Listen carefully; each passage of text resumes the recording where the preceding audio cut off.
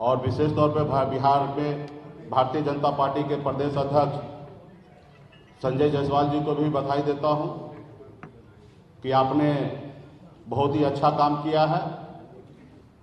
लेकिन मैंने कल उनका प्रेस कॉन्फ्रेंस सुना,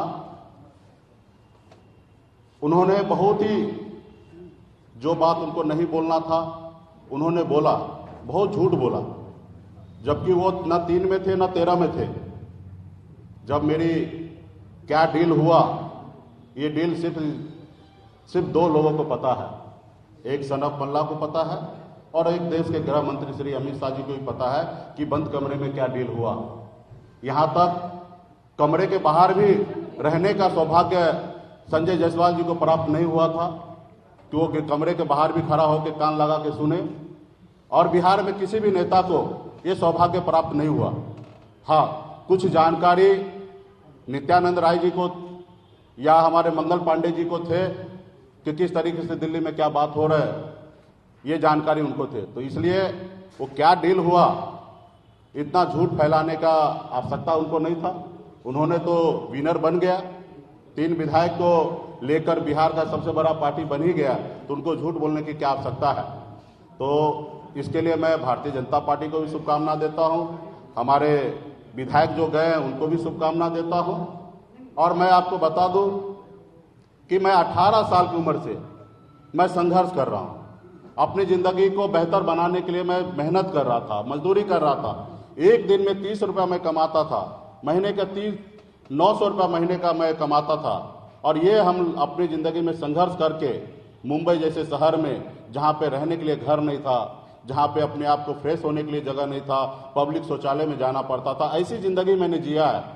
फुटपाथ पे मैंने खाना खाया है, फुटपाथ पे अपनी जिंदगी को बिताया है। और वहीं से हमने संघर्ष करके मुंबई जैसे शहर में भी अपने एक अच्छा मुकाम मैंने बनाया। और उसके बाद बिहार में मैं आया, अपने लोगों का हक अधिकार के लिए मैंने देखा कि हजारों समस्या है, जहां हजारों समस्या वहीं पे मेरा भी जन्म हुआ था। लेकिन मैंने सोचा कि हमारे अपने लोगों के लिए बेहतर कुछ करे, और मैंने मुंबई के ऐशोआराम की जिंदगी को छोड़कर बिहार में आया। आपने देखा कि कितना मैंने संघर्ष किया, कितनी मैंने लड़ाई लड़ा, लाठी डंडा खाया, 7 दिन तक अनशन पे बैठा। जितना मुझे मेहनत करना था मैंने किया, और मेहनत करने के बाद 2020 में अच्छी तरीके से एक मुकाम मिला। माननीय मुख्यमंत्री नीतीश कुमार जी के नेतृत्व में बिहार में काम करने का मौका मिला, और लोगों को ये हजम नहीं हुआ। तो उन देखे कि ये व्यक्ति संघर्ष के दम पर जब हमें 11 सीट देने पर मजबूर कर सकता है, तो ये लड़का आने वाले समय में बहुत मेहनत करेगा, और शायद 11 सीट पे इनकी समझौता नहीं होगा, शायद 100 पे समझौता हो।